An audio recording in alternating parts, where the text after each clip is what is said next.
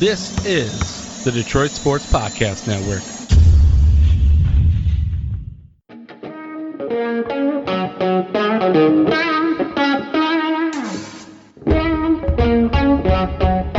The biggest icon in podcasting.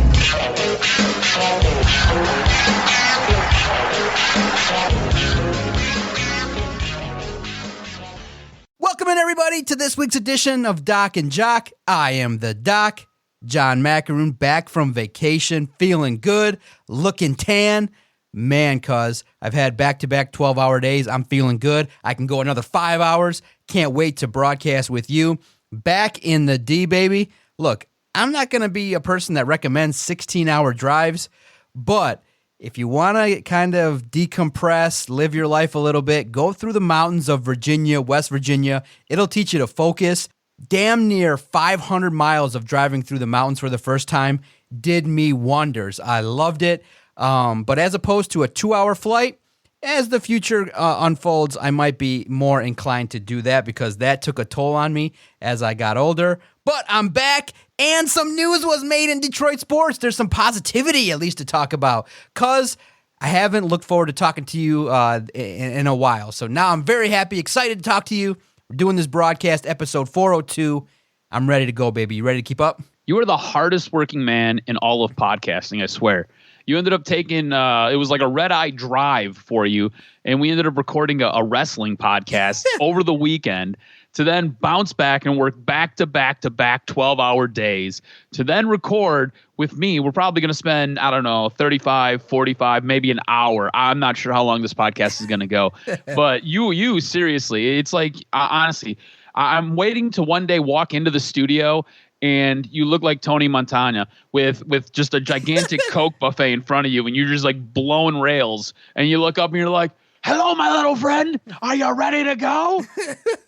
It's all good, man. I recommend 12 days off. That's probably the best thing I ever did, and I can't speak highly enough of the South. Laid back, sun, drinks, and having time with the kids. I recommend it for everybody that gets the opportunity, and to also work a little bit. I think that a slight working vacation definitely helps a little bit, where you can be productive. Numbers were good. Podcast came out, and it's just a great opportunity to stay in the mix. And I think that's the best way to be. What does Andrea say about that when you're working on your vacays? Because I know that she wants some TLC from you a little bit. Well, guess what I did? So now, and I thought we'd talk about this too, because I was thinking, like, how did I do it? Well, because I was up at like 5:30 in the morning. So I've got into a... Her ass still in bed till like at least 8, 9. Exactly. So I've gotten into a rhythm now where I'm up. I stay up till about 11. And so that's why when I don't text you back right away, I'm probably out. I sleep at around 11, sometimes 10:30, and I wake up at 5:36. And you get so much done. Like, you can crank out 2 articles in an hour if you kind of have a vision of what you want to do. And I think most people know that my mind is more of a producer mind. So I have all the ideas. Like right now, as we're talking, I could rattle off 9 different sports topics that's in my head. And look, I'm going to brag a little bit. Every single article that comes out at SI, I say, write this. And for the most part, I don't let somebody say, hey, I'm going to write this. And so that's what it is, because I have ideas.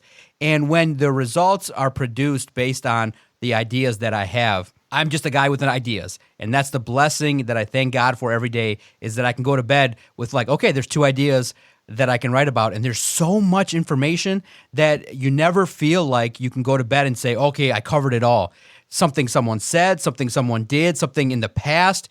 The blessing of covering sports and podcasting is that there's always something. We could talk about, if we just wanted to, we could say, let's just talk about the Tigers' 2 games that they won against Houston, and we could spend an hour on that. And that's the beauty of sports, is there's so much, and there's so many ideas that spawn from it, that I did my work at 5:30 to 7:30 most days, and I felt energized. And it led to amazing stuff. And I did one or two a day, and then just filtered out ideas to everybody that I wanted to write stuff. And it was all organized, all planned. And that's the thing, is that you got to be organized. You got to have the ideas. You got to filter it, and you got to be able to get stuff done. And that's what it is that you got to be able to organize your time. And with me, you get my time within 5 or 10 minutes. So if we say we're going to record at 7, that usually means 7:05 or 7:06. But that's it, and that's the way I roll, is that I'm never more than 5 to 8 minutes late on anything, but I'm 5 to 8 minutes late on everything. On everything. On everything. But people know it, they accept it, and then when they get to spend the time, we laugh, we have a good old time. And, bro, I'm Jamaican, I'm looking good, I feel good, and I'm not going to lie, I go back and forth with shaving or not shaving. I feel good with the Don't shave, bro. Yeah, a couple day old Don't. stubble and things like that. But we're doing videos and things like that. You want to look professional, but no, I do. I feel good. Tan does me well, and I'm ready to go. I needed that boost of morale, and what I need is that constant challenge of that feeling of like, okay, we're at the bottom again, and let's get back to the top. And let's each month is a new month to prove yourself with how many readers or listeners you're gonna get, how many shows you're gonna do, what you can put in a day. And so that's the best attitude I can give over the airwaves is, if you've done one thing, try to do one more thing. So if you've done one podcast, try to do 2. If you have one good article, try to get another one. You do one mock draft, try to do 5, because mock drafts sell. So I'll say this. I'm having a good time with life right now. I'm in the happiest lane I could be in right now, and I'm very happy and content. And that's what I was looking for. I told myself, on that day, April 5th, when 18 months and 1 day passed, I've done enough. I can't do any more, but just do it to the best of my ability and to keep making goals to do more. And that's what it is. I want more. I want to do more. And that's the only attitude I want to have, is that I want to feel like I left it all behind. And in covering sports and podcasting and being a dad, I want to do everything the best I can. So even on a Monday, back from vacation, I'm texting you guys in wrestling like, what do you think of this? Is this good? Is this not good? And to be the ultimate, oh my gosh, cuz real fast, I do want to tell you a story. On Wednesday, it was so funny. Me and Andrea, we don't get a chance to watch a lot of TV. We watched this Ultimate Resorts because we just came back from one. We like to see. There was something on Amazon Prime. And we watched, it was about the $1 billion hotel. And it's a hotel in Dubai where they built this high-end, minimum $2,000 a night hotel that doesn't cater to anybody that's not rich. And there's this one scene where this one guy comes in, I think his name is Ansar or something, and he's like, okay, we gotta be really careful. Ansar just picks apart everything. And Andrea laughed. She goes, you want to be Ansar, don't you? I said, yes, I want to walk in. I said, in 10 years, you're going to see me just walking in and just be like, I don't like this, fix it. I don't like that, fix it, do this, do that. And she's like, oh my God. And I had such a laugh at that guy's job. He just was like a middle-aged man in a suit going, you need to put that carpet over here because you got to cover the beach for these people. And everyone was just like freaking out over what Ansar was going to say.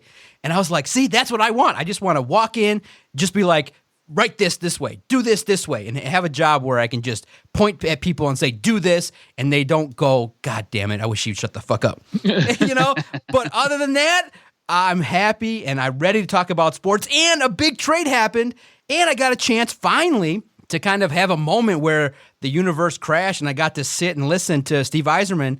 Oh my God, he's a bullshitter and a half. Oh my God, he's got it down packed, where he's trying to say what he wants to say and try not to reveal too much. It's good. He's good at it. He's got it down with this ho-hum. Oh, I just made I just traded Anthony Mantha away, and it was just, I saw that, there was some picks there, and I just made a deal, and he's not with us anymore, and it's just one of those things where you're like, bro, you just made the biggest hockey trade in the National Hockey League. It was big. It was a statement, but bro, I'm nervous because Anthony Mantha's first game, 2 points with the Capitals.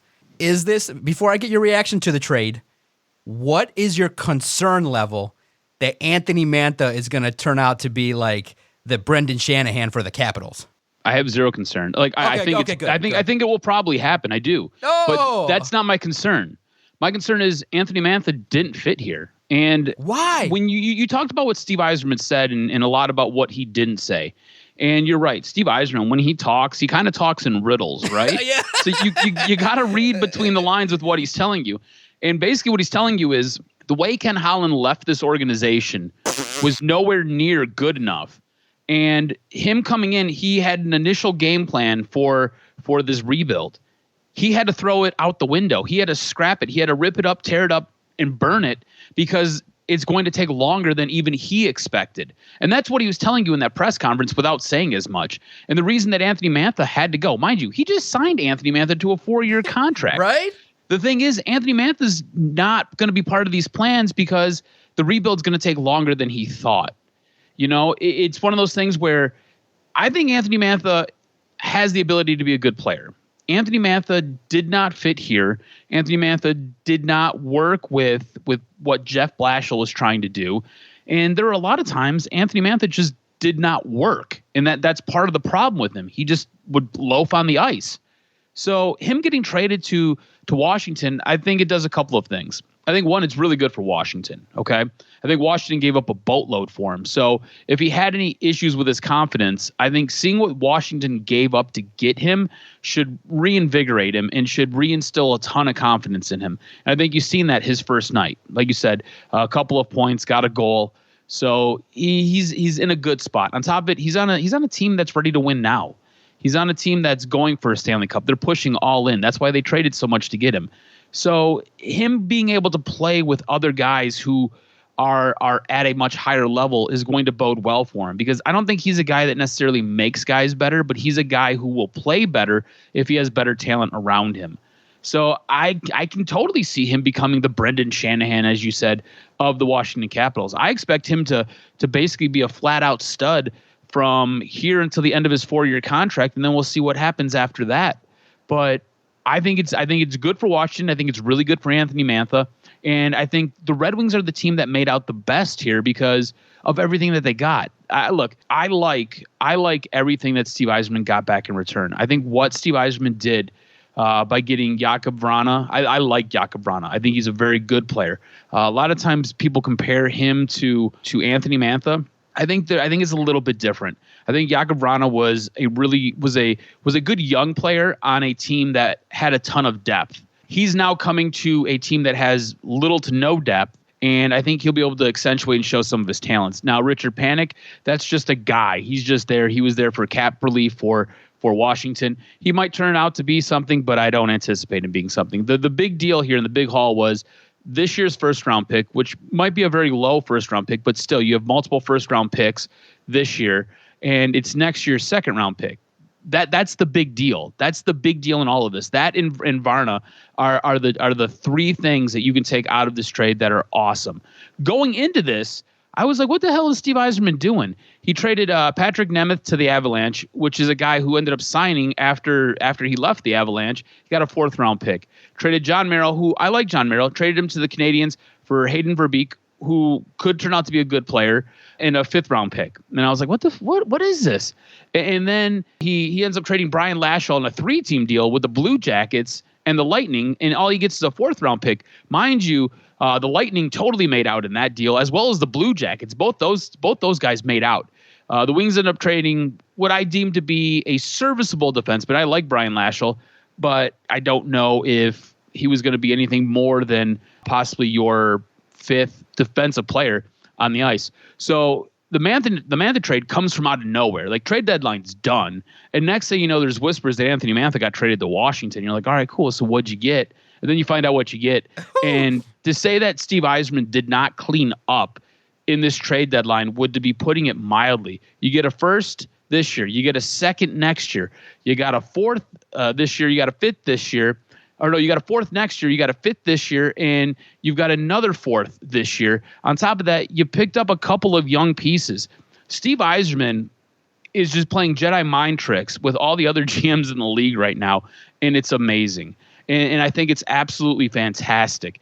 You know, going into the trade deadline, and I don't know if we did one of those check-ins that we normally do where we're kind of like, all right, where's your confidence level with the team? But I think you could argue going into the trade deadline, the confidence in the Red Wings, I don't want to say it was at an all-time low since Steve Yzerman's been here, but it's been pretty much in the dumps because the product that you're getting on the ice hasn't been very good. You're a guy who is a huge proponent of getting rid of Blashill, and you don't know if he's gone. It seems like he might be gone at the end of this year, but nobody's really sure. Steve Yzerman, in so many words, like I said, during his post-trade media session, basically said as much that this revamp, this rebuild, whatever you want to call it, isn't where he thought it was going to be. And it's going to take much longer to get this to where he needs it to be. And just shy of trading everybody on this roster, he made everybody available, everybody but Dylan Larkin, which pisses me off because I want to trade Dylan Larkin. I'll trade Dylan Larkin for a saggy jock strap and a couple of hockey pucks. But he made everybody available but that guy. And that tells you about what he thinks about this roster. Actually, I lied. It was him, Mo Sider, and I think there was maybe one other guy that was untouchable for him. So it kind of lets you know. Lucas Raymond, that was the other guy. Besides those three guys, everybody else was available.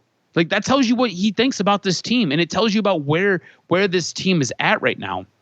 And this team was dealt a bit of a death blow when Bobby Ryan was done for the season. That was a guy who I think Steve Yzerman was looking to make teams pay for. That was a guy that, hey, I'm gonna give you Bobby Ryan, and he looks like Bobby Ryan came out and had a pretty good start to this season, and then he was kind of up and down. But I think Steve Yzerman was looking to make teams pay a high price for Bobby Ryan. Bobby Ryan goes down, and it was kind of like, all right, well, what do we do here?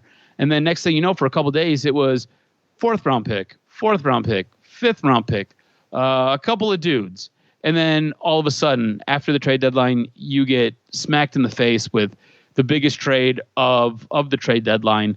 And to say that it was not astonishing is to put it mildly. And I'm pumped. I'm excited. I think what you have here is a team that is obviously going through the rebuild, and obviously it's going to take a little bit longer than we thought. But you see a general manager who is totally competent in every aspect of his job, whether it be player evaluation, whether it be negotiations, whether it be trading guys and getting other guys back. And it's not just player evaluation for the guys you have here. It's player evaluation across the league, which I think is important. You know, you have a guy like Al Avila who has no problem making trades, but what he ends up getting back is a cold ham sandwich that has fallen on the floor, you know? Whereas you've got a guy like Steve Yzerman, yeah, he traded a pretty piece in Anthony Mantha, but that guy got steak for a week. You know what I'm saying? And it just shows you the difference in the caliber of general manager that is operating at both organizations. And I think if you're a Red Wings fan, you should be pumped up. This is going to take longer than I think you and I both expected. I thought it was going to take, after 2 years, we could see some semblance of something. 3 years, we should have been possibly competing for a playoff spot. By year 4, we should have been in the playoffs and possibly contending.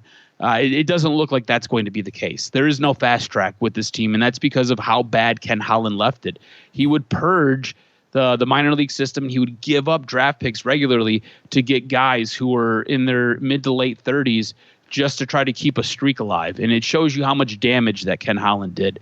So I think if you're a Red Wing fan, you should be pumped up. Are you pumped up? Because I mean, I don't know if you could tell. I just went on for I think 10 minutes. That was good. You're pumped, but there's some things that also now have been revealed based on this move, which is Steve Yzerman kind of sent the shockwaves through the locker room that, hey, if you're a Ken Holland guy, you better step it up or you're not locked in. I'll give you a contract. Sure, no problem. But if you don't perform, if you loaf, if there's an issue with fit, I'll move on from you. And that should send a message to the likes of Dylan Larkin and former Ken Holland guys that, hey, if you're not Don't you love that, though? Yeah, that's absolutely right. But at the same time, you got to wonder, how is a player like Dylan Larkin going to react to one of his best friends being traded? I mean, he's sitting there napping, chilling, doing his thing, and all of a sudden he wakes up and boom, his best friend's not on the team anymore. And you look at it and you say, well, what's going on? Did the Red Wings choose Jeff Blashill over Anthony Mantha and lose out on a talent that could have been somebody that was productive? Now, this is a power forward that I think could be a really solid winger. That could have been someone that you build with. Now, did you make your team better? Now it's going to be really predicated on seeing what these guys do that get up here when they do. And we can't wait to see them. And that's what's going to have to happen is that we currently have hope that the guys that Steve Yzerman selected are going to come out and produce, but they're all young and they're all still in the minors. But at the same time, do you have concern that there's a Verbeek in the system, there's a Draper in the system? You're like, okay, where's the high-end talent? Where's Zadina scoring all these goals? Where are the guys that are going to come in and handle business? And we have to see that. But right now, Steve Yzerman does get the benefit of the doubt that he's moving on from players that he does not believe will be productive. And the number one thing that people are seeing is that He's stockpiling a shit ton of picks, and now he's got a hit on it. He's got like 50 picks in the next couple years. He's got to find at least 15 guys that from that haul that he's got. They're going to have so many draft picks that you're going to have an opportunity to find a young core of NHL players. And the core, when you look at it, cuz, it looks good. It looks good on paper. So the hope is there, but yeah, it's not going to be in a year or two. And when you talk about a rebuild, this is a horrible season. I mean, there's nothing to talk about other than, do you like Larkin? And wow, Steve Yzerman blew the shit up. And when are they going to get rid of Jeff Blashill? Other than that, it's like, come on. Bertuzzi's not doing as much as you would like. You're seeing, the team, the goaltending up and down based on injury. It's like, damn, you could at least try to field a ice hockey team that can perform. But this season's awful. There's only like less than 18 games left. And it's like, where'd the season go? It's a shortened season. I get it. But yeah, it's been devoid of anything productive. A couple games here and there where their wings have shined after bad performances. But this is another bad hockey season, and it should produce another top 10 pick, which absolutely is exciting. So currently, our faith in Steve Yzerman is still high. He's stockpiling picks. They sold.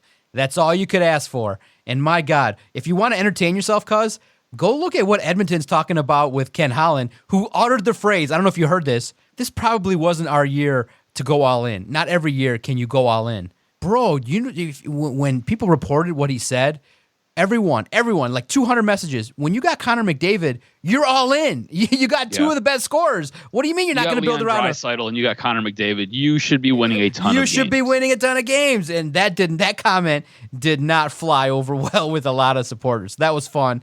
Ken Holland doing Ken Holland things. But like you said, you're not concerned in regards to the potential of Mantha. I'm more concerned about that going, okay, you know what? A guy that wasn't happy, why wasn't he happy? Is that filtrating through the locker room? Are the players just trying to get through another season here? Do they maybe have they checked out, realizing that, oops, I'm not a Steve Yzerman guy. He pretty much quickly can get rid of me. So we'll see how this progresses, what this means for the makeup of the team going forward. But yeah, buckle up. It's going to be a long rebuild.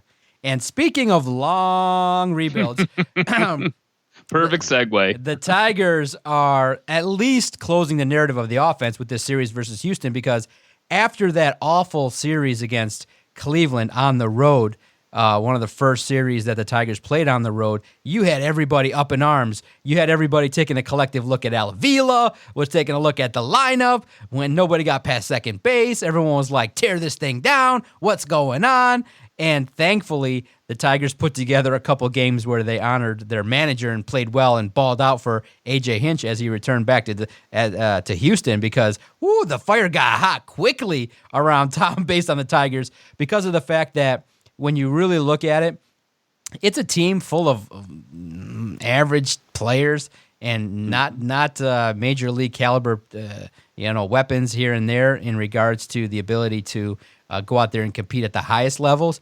But again, similarly, if Casey Mize continues to show, got his first major league career win, looks good, Akil Baddoo could be a really amazing story if he keeps this up. The Tigers situation was real interesting in that, around 500. The series against Cleveland, I think, was an outlier. I think they're around a 500 ball club. They're going to have moments where they look bad. They got it out of the way early. They shined against Houston. I'm happy to see it. But I'm curious. I'm wondering, what do you make of this Akil Baddoo situation when we check in with him? Because this is a very nice story about a player that comes in and has been raking for the Detroit Tigers, a Rule 5 guy. You don't expect Rule 5 guys to come in and to kind of provide this level of a spark. And it's good to see, because Miguel Cabrera is equally as disappointing again with being out early in the season with an injury. I'm okay with what I'm seeing from the Tigers. At least you're starting to see an attitude, a vibe, a noticeable difference in play and aggression with A.J. Hinch. I like his demeanor. I like his direct, bold nature. When he was asked after the series against Cleveland, hey, what do you think about Houston? He's like, dude, we just got our ass kicked by Cleveland. I'm not down to talk about the next series. Let's move on. And he's direct, to the point, answers honestly. And what I like the most is you're starting to see an organized use of the bullpen, where you're starting to see at least the belief and the understanding that the Tigers are trying to put their players in the best position to succeed. And Unfortunately, they just don't have the horses to get the job done at the biggest level. But that's AJ Hinch's job, is to be like, Chris, open the checkbook, bring me the money, and then maybe get a new general manager who will spend wisely. Because you could also look and say, all the players that you traded and let go have not produced more than 5 good, above average major league talent. So that's where it's at, is that a lot of the moves that Al Avila made, if you want to dissect it, aren't at the level where you go, you know what, they should be farther along than where they're at. And whether you believe it's a 3-year rebuild or where they're at in 6 years, it's taken a long time to put a competitive product out here on the diamond. But I'm happy at least a story has emerged with Akil Baddoo. Very impressive start to his season. Yeah, and I think that's it right there. It's an interesting, fun story. I'm not ready to go all in on the guy yet. I do enjoy watching him play. I enjoy everything that he's doing. Let's be honest, he is arguably the best player on this team right now. But we don't know anything about him. I mean, how many times do we have to be fooled, right? Like you have your what is it? Your Chris Shelton. You have your Brendan Bosch. You've got your guys that just kind of pop up and flare up and give you 35 games, sometimes 45 games, and next thing you know, they get sent back down to the minors. And you know, the Tigers at this point are 12 games into their season, and yeah, he's raking, he's tearing it up. I think it's interesting. I think it's a fun story. It's a good watch. I'll be interested to see if he can keep up, not so much this torrent pace, because he's freaking killing it right now, but to be batting maybe 270 and continue to swing with power and to the thing is too, he's basically learning out there. You know, Yep. He's had a couple plays where he's made some boneheaded errors. And the thing is, just don't make them again. And he even owns up to him, which I really, really like. He seems very mature for his age, which is great. But it's watching his continued development. And if he continues to develop at this pace, that's when I'm willing to kind of like, all right, cool, we got something here. But for right now, I think it's just a really cute story. I think it's a nice story. I think what's even more telling about this team right now is you've got a guy like Wilson Ramos who has 6 home runs, but only 7 RBI, you know, or you got Akil Baddoo, who's got 4 home runs, but only 10 RBI. Like nobody's getting on in front of these guys when they're getting up to the plate. Like nobody can get driven home. So the majority of your home runs are coming as solo shots, and this can spell some doom for you later on in the season. So look, I think you're right. This team is probably a 500 team at best. Me, myself, I think they're going to probably finish a little bit worse than 500, and I'm okay with that. Like, we're not expecting anything. It's baby steps. You talked about the swagger that this team looks like it has. You talked about the usage of the bullpen and how you have an actual manager who seems to kind of know what he's doing and instills confidence in his players. And yeah, they're right around 500 right now, and so it's easy to have that confidence because they haven't really gone through a really horrible streak. They dropped 4 in a row, but then they rebounded really, really quickly. When they go through their 10-game losing streak, I'm going to be interested to see what the demeanor of this team is and if AJ Hinch can keep it together, because I like what AJ Hinch is doing, and I think he is the main reason that you're seeing a lot of these guys perform and you're seeing a lot of these guys produce, because he's giving them the opportunity. And like you said, he's putting them in a position to succeed. He's not putting them in positions where they're going to fail, which is great when you have a young team. You've got to basically take everything that can hurt them off the table, and you got to give them the safety scissors. It's like when you were a child and you were doing arts and crafts. You know, the teacher or your mom didn't let you sit there unsupervised with the paste because she knew you'd eat it. You know, she didn't give you the sharp scissors. She gave you the ones with the plastic rounded edge and the blade that couldn't really cut through the paper. It basically tore through the paper. And that was for a reason, so you wouldn't cut off your own fingertips or stab yourself in the eye. So this is what he's doing. He's basically playing their mom and he's playing their teacher, making sure that they don't eat the glue and cut their fingertips off, which is exactly what you need with a young team. And I applaud it, and I think it's great. I think the Akil Baddoo story, if you're looking for a reason to be interested in the Tigers, you know, this is something B and I were talking about the other day. B's like, the Tigers haven't been able to keep my interest past opening day. Well, I think if B looked a little bit more closely, there are reasons. There are stories. You talked about Casey Mize. Casey Mize had a great performance the other night. He's a reason to be interested and to kind of keep tabs and to come back and check in on this team. Akil Baddoo is a great reason to keep tabs and check in on this team. Like even if he's just up to bat, just pop your head in, check out what's going on, and then just kind of dip out. It's there are reasons. It's not a good team though, and don't expect it to be a good team because it's going to take a little bit more time, and it's just we're not there yet. But I think he's a fantastic story. I really do. I think he's a fantastic story, and if you're a casual baseball fan, he's a guy that I think you should be paying attention to because he grips the attention because of everything that he does, and he does a lot of good things. So I'm not ready to put him in the caliber of Miguel Cabrera just yet. He's still kind of Brendan Bosch-ish to me, but we'll kind of see what happens. I want to check in on him when June and July comes around. Is that fair? Very fair. Yeah, absolutely. Because we've seen it before, and in baseball, it can go just that quickly. To sustain it, to say that he's the next big thing. Look, let's just enjoy one at bat at a time. Let's see how often he gets into the lineup, and let's see how consistent the Detroit Tigers can play as they move forward, which I think I like is that there's going to be some good stories to see. With Casey Mize, we all just want to see his continued development to really cement his place in that starting rotation and for that bullpen to kind of solidify things and to find a closer that you can rely upon. Boom, that's the guy. Close games out, shorten games to 7-8 innings, and it's great. At least for the first 10 games, you're starting to see the makeup of a team that's going to compete, have fun, and go out there and fight for each other. And I think I like what Wilson Ramos said. He said that, look, we got to play better and we got to have more energy. We got to do our thing. And sometimes when you hear that from a leader and a veteran, you rally around it. And this series against Houston has been great. Get that W, get a series win, and I think it's the first series win since 2013 against Houston. So take care of business, baby. You got to handle your business and get some wins here early to keep people invested. All right, before we talk about this great mock draft that you found online. Very interesting. I can't wait to hear about it. We want to thank everybody for supporting Detroit Sports Podcast Network. To find us on Twitter, all you got to do is type in @Detroit Podcast. You can get in the mix, get in the fire, and message us if you've liked or disliked anything that you've heard. Hit that subscribe button anywhere that your favorite podcast is located. You type in Detroit Sports Podcast, you hit subscribe, and you're in the party. You're in the mix with all the great rabid Detroit sports fans, and we appreciate that. Follow Adam on Twitter @AdamRSTROZ, and make sure the number one thing that you realize about Doc and Jock, we're interactive. We're in the mix. We talk about every single subject in the world of Detroit sports. If you like us, great. Message. Reach out.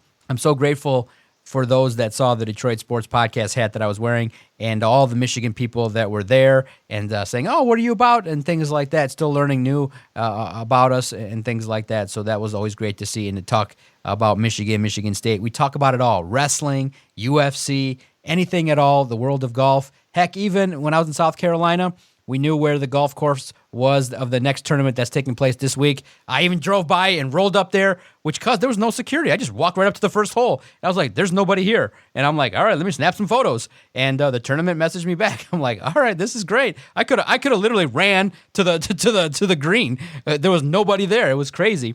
So it was real cool to be in the mix in the world of sports. And we thank you guys for putting us there. All right, cuz I love it. We've always looked at mock drafts.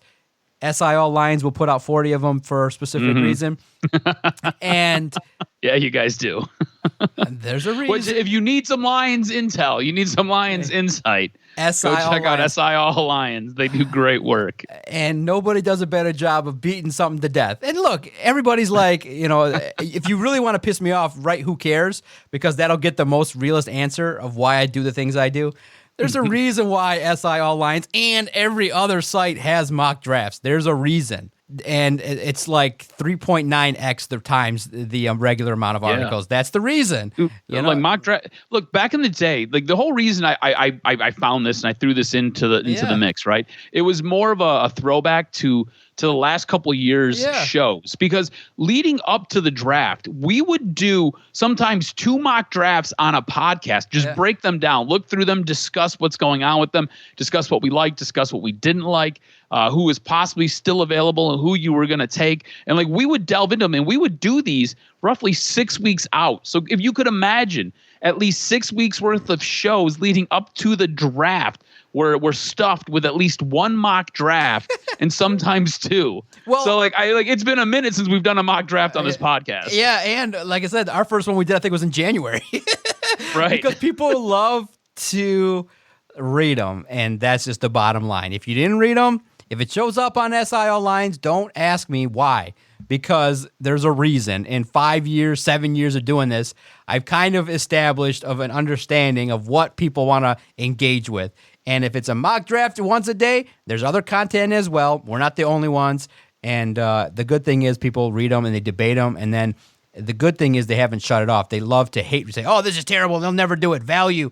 So much good debate. It's great. So tell me, in MJD, Maurice Jones-Drew, his version of a mock draft, because everybody does one. Pretty soon next year, I'll have you do one. What the hell? Why not? Because everybody else has done one. Well, here's the thing. I just paid $30 for the Draft Network's system, so I can do all the mock drafts. Yep. So you can do them all too. So that's good. Thanks for telling me that. So your 15 will come out next year. Right.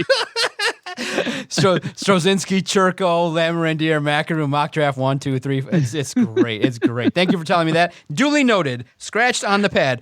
Strozinski, right. Mock draft 22022. Very good. So Maurice Jones-Drew, mock draft version 1.0. Did the Lions get value from what you saw? Let the peeps know. Who did he have? So look, I don't. The article that I found did not really break down a lot of what took place in his mock draft. I think he discussed it probably on NFL Live. So I do know some of what happened in this mock draft. I do just want to quickly get you up to the Lions pick at 7. So 1, no big surprise here. Trevor Lawrence goes. At 2, no big surprise. Zach Wilson goes. At 3, a little bit of a surprise. Justin Fields goes to the San Francisco 49ers. That leaves the Atlanta Falcons at 4 with Kyle Pitts. And then at 5, Penei Sewell goes to the Cincinnati Bengals. Probably the wide receiver that the Lions want the most in Jamar Chase goes at 6 to the Miami Dolphins. All right. So that puts the Lions on the clock. And there's a ton of guys there for the Lions at 7. You can go if you're looking for a quarterback, you can go Mac Jones. If you're going offensive tackle, Rashawn Slater's there. You also have Trey Lance available. Patrick Surtain. If you're looking at cornerback, if you're looking at wide receiver, Jalen Waddle, Devontae Smith is still there. If you're looking at linebacker, Micah Parsons is still available. Now, what he has them doing at 7 is trading back with the New England Patriots, who move up to take Mac Jones at pick 7. Now, the way I understand this to have gone down, the Lions end up moving back to 15. They pick up a 3rd-round pick this year. I believe it's 96. And then they pick up New England's 2nd round next year. So before we move forward with what takes place here, I want to know, is that enough for you? Would that be enough? Picking up moving back to 15, picking up an extra 3rd this year, and then next year's 2nd from New England. Yeah, I love it. I think it matches up with what trade value would be to move down. I think the odds of them actually doing it are going to be low, but I like the idea of acquiring more picks. But before you break it all down, what percentage, because I have this nagging feeling in my head that you look at history, and if I were to do I read a competitor that did a fantasy mock draft where they just threw caution to the wind and said, this is not what they will do. This is what Fantasyland would look like if I did 1 through 7. I like that concept. Nagging feeling in my head. Many of us want more picks. What if Brad Holmes throws caution to the wind and says, I want my quarterback, and the number 2 quarterback in the draft is Zach Wilson? Would you flip your shit if he just said to the Jets, look, take our first 2 next year, take our first 2 in the next round, and 21, 20, 2022, 2023, let's go Ram style and let's not operate with first round picks. Let's just move up and be aggressive and go bold. Would you flip your shit? And what percentage chance do you think he does that, where he throws caution to the wind and doesn't go backwards, goes forward and says, I want number 2? You think he'd do it? Because the Rams have done it. They went from 15 to 1. Could the Lions go from 7 to 2? And is Zach Wilson worth it? Are you enamored by any of the quarterbacks at all? Because I think that's the thing I don't want to settle. In my latest video, I said that I don't think the quarterback position based on number 7 allows you to take one. I don't want Fields. I don't want leftovers. I don't want Lance in a project. But if you tell me you move up and you get that number 2, the second best quarterback, Chris Sims is making the crazy argument that he should be number 1, which is good attention seeking, good way of putting it out there. But I don't think I'd be upset. I think I'd be like, yes, balls to the wall, do it. You think he'd do it? I don't think he'll do it. No, I don't think so either. And look, here's the thing: Zach Wilson is like the one guy. The guy to do it. Like Zach Wilson's like my guy. Like that. Like we talked about crushes. I think it was last week or a couple weeks ago. He's your crush. Zach Wilson's my crush. Like that's my guy. All that being said, I still would not want Holmes to do that. I don't think it would be not responsible. Yet. It's not yet. This not team yet. needs too much. You know what I'm saying? There's too many holes, and I think you need to acquire more draft picks. Now, if next year or the year after that, if they did something like that, I'm cool with it all day long. But right now, I'm definitely not cool with it. I think you need as much high quality, high end talent as you can get, and I think the best way to do that is to possibly force trades and move back this year, because at 7, this is my thing. It's weird because 7 is a weird spot where you have all this high end talent going really, really early in the draft. And there's a lot of really good talent that is going to be left over. There's going to be a ton of talent. And a lot of it has to do with guys not playing this year. So you don't really have a solid grade on what they are, right? That's why a guy like Micah Parsons has fallen as far back as he's fallen in certain mock drafts, because this guy should be a top 5 pick, but you can't grade him because he didn't play this year. Penny Sewell should probably be a top 3 pick. He'll probably go somewhere in the top 5, definitely going somewhere in the top 10. But you see some slippage for some of these guys, and it's just because they didn't play. So there's going to be a ton of value, and this is my whole thing. At 7, yeah, you could absolutely get a stud, but you could also move back and still get an absolute stud and maximize that value and maximize that return. And that's what I'm all about here, because they have so many damn holes on both sides of the ball that it's all about maximizing that value. And if you move back, say this trade goes through with New England and you move back to 15, I'm okay with drafting at 15.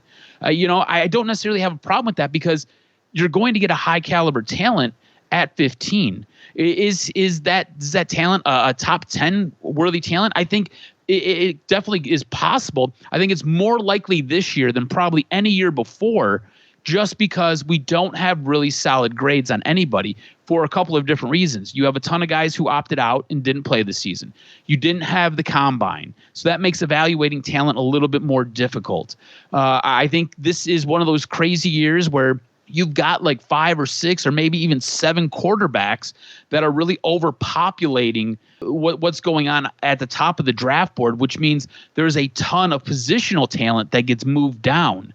And what that does is it opens it up for the teams who are sitting further back. This is going to be one of those years where the really good teams, the playoff contending teams, don't have a ton of really difficult choices, because there's going to be a glut of talent there. And I think this is a year where the really good playoff teams get better, while everybody else at the top is fighting over, Trevor Lawrence, Zach Wilson, maybe Justin Fields, Penny Sewell. They're all fighting over those guys, while the guys who made it to the playoffs last year just kind of sit back and let the draft board come to them, and they just add a ton of high quality talent because of the way things are going to kind of shake out.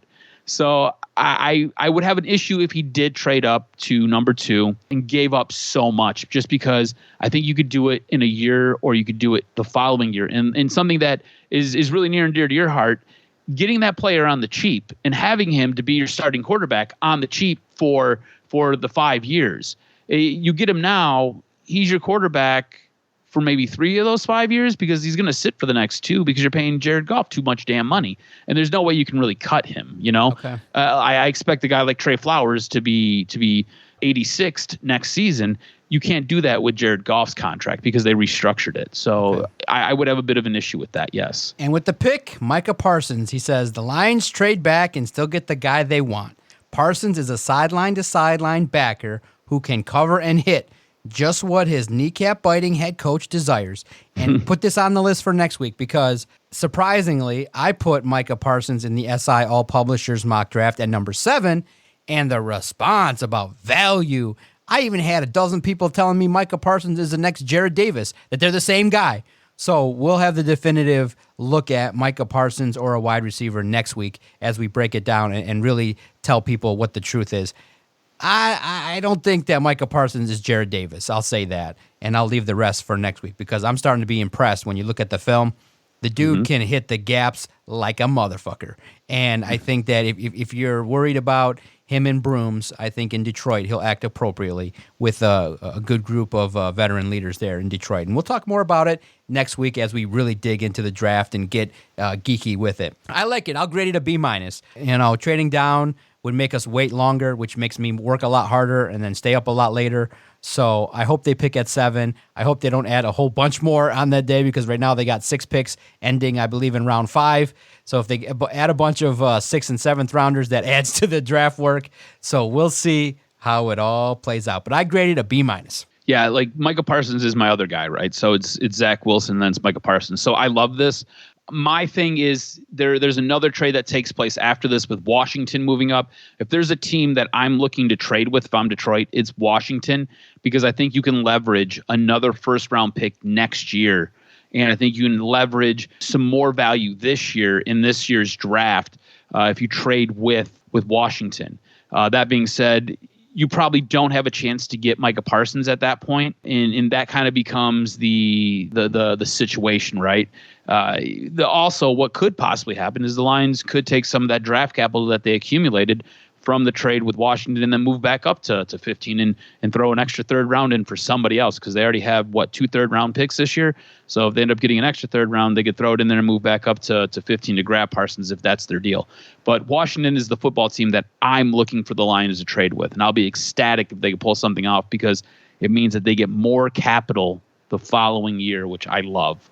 Okay, one final note here. Real interesting story that's kind of played out over the last couple of weeks, and it's really a head-scratcher because a lot of people have the take, well, it doesn't matter, this was done on his personal time, but it's real interesting because I'm conflicted. If you heard what happened to Paul Pierce, he got fired from ESPN, just a basketball analyst, low on the totem pole, but somebody that was on television, has himself a nice... He was horrible at his job, by the way. Yeah, it's like I said, he was low on the totem pole, and... he has himself a party, gets way wasted, gets way high, turns on the live feed, and there it is. There's girls doing their thing, doing the clap and having a good old time. He aired out his enjoyment of what he did on like a Saturday night to the world. ESPN catches wind quickly, and he's fired. Is he devastated? I was having this talk earlier today. I was like, you know what?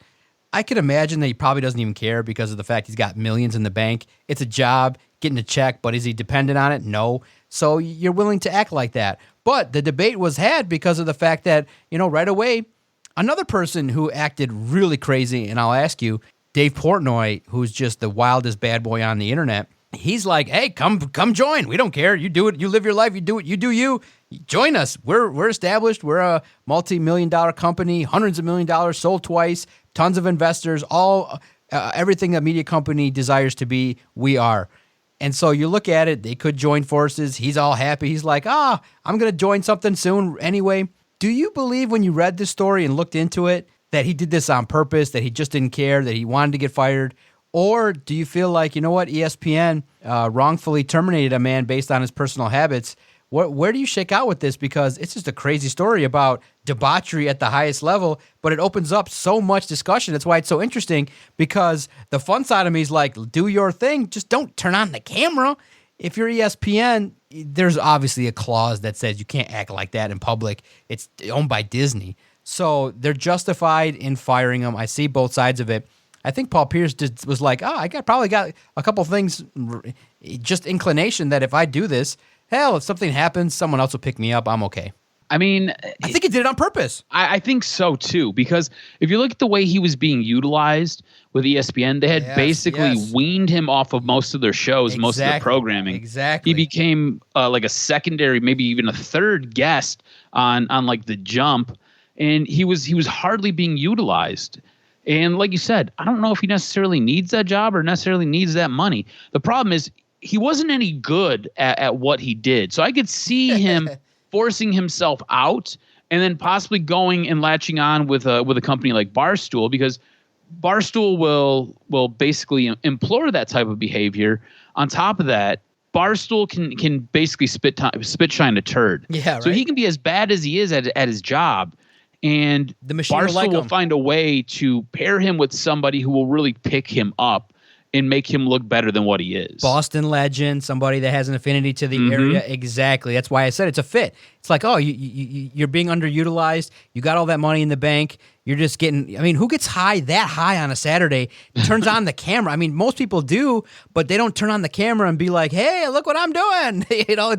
It's a very, very unusual look at someone that's supposed to be professional. So if you're feeling restricted and things like that, and you have an opportunity to talk to Dave Portnoy and he's like, oh yeah, just do your thing, I think it's orchestrated. And I think that at the very least he knew through back channels that, hey, if I do this and there's ramifications, in this day and age, it's glorified. I think only 30% of the people are like, he's got so many supporters. The person I talked to was like, ESPN has no right to fire somebody based on their personal habits.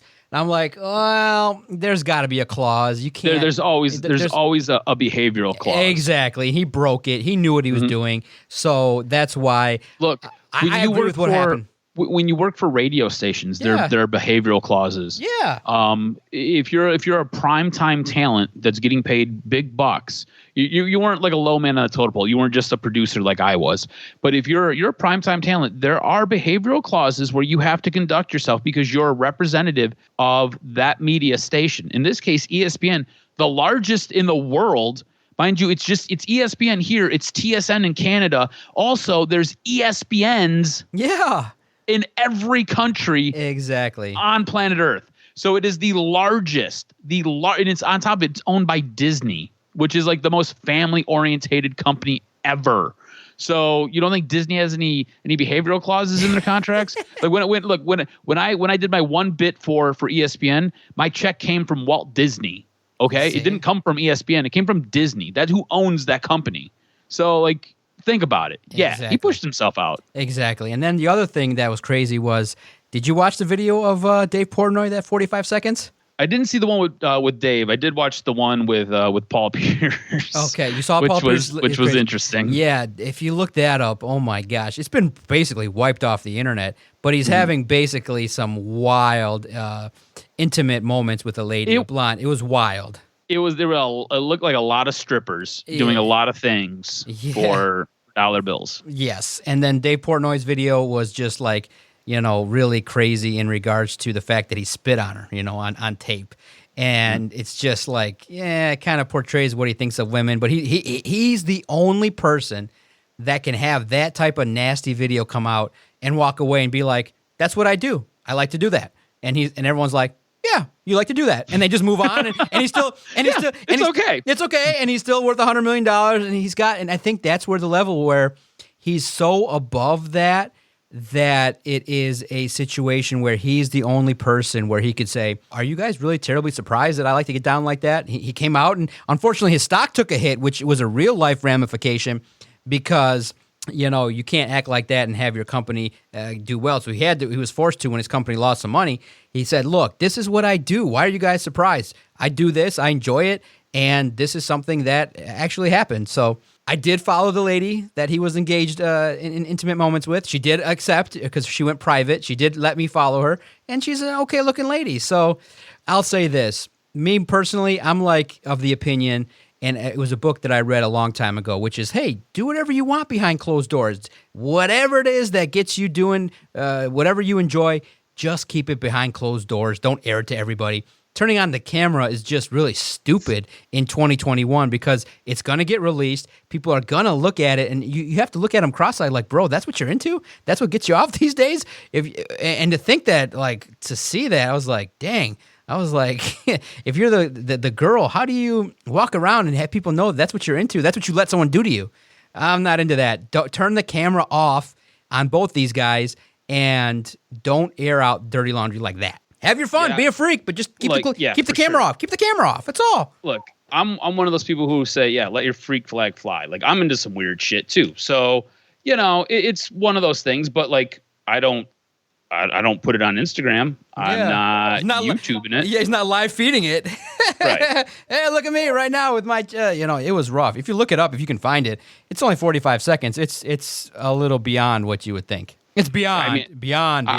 I don't. It doesn't necessarily surprise me. Yeah, you know what I'm saying. But he's the only person. And hey, a match made in heaven. Boston people and Boston media, they accept their own. And I'll say this: I'm curious too. We'll talk about it because it was a real interesting article that came out too in regards to the Lions and Julian Edelman and Hall of Fame stuff like that. A couple teases for next week. Do you think Herman Moore deserves to be in the Hall of Fame? If Julian Edelman gets in, we'll put that out there. Let us know on Twitter at Detroit Podcast, because a great reporter put it out there that, hey, if there's talk of Julian Edelman getting to the Hall of Fame, that would automatically qualify Herman Moore. So that's a great juicy topic as well that we can chomp on as well heading into the weekend. Cause a great broadcast. That hour literally just flew by. And when we started, it just flew by. And that's what's fun about shooting the shit with my cousin, is that we hope we let you into a small fraction of our brain and our world and our debates of Detroit sports. And it's fun, and it's an opportunity to break things down and have a good time talking Lions, Wings, Pistons, all things Detroit sports. Thank you for giving us the platform. Just like we always say, if you've liked what you heard, just tell one or two other people, hey, Doc and Jock, they're passionate. They've been going strong 402 weeks through children, marriage, vacations, good things, good times, bad times, through COVID. We're still here. We're not going anywhere. We're the original virus. We told you we were going to spread and we were going to do big things, and thankfully we have been able to. For the Jock, Adam Strozinski, I am the MVP, the Doc, John Macaroon. Baby! Excited, back in town, loving life, really enjoying the opportunity to podcast, the single best medium in order to broadcast and have a good time in the manner in which we see fit. Not to the level of Paul Pierce and Dave Portnoy, but just a level below in regards to the wildness, the fun, unfiltered, uncensored fun that we get to have through the podcast medium. Thanks, cuz.